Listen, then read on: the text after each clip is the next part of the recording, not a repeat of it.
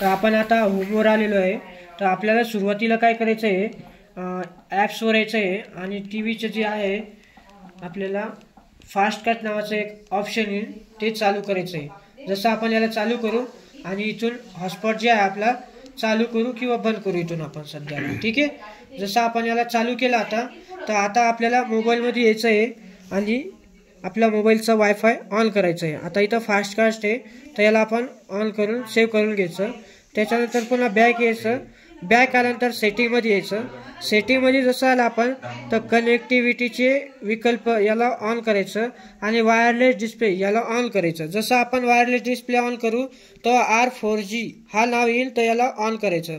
आता याच्यात वरती पण पहा टीव्हीकडं आणि याच्यात पण पहा का इथं सुरू करायचं ऑप्शन आहे, म्हणजे चालू करायचं ऑप्शन आहे। याला आपण चालू करू तर आपला टीव्ही मोबाईलमध्ये कनेक्ट झालेला आहे, तुम्ही पाहू शकता, ठीक आहे। त्याच्यानंतर बॅक जर जायचं असेल आपल्याला, असं बॅक करू शकतो आपण आणि जे पण काही ऍक्टिव्हिटी वगैरे पाहिजे असेल ते आपण इथून पाहू शकतो।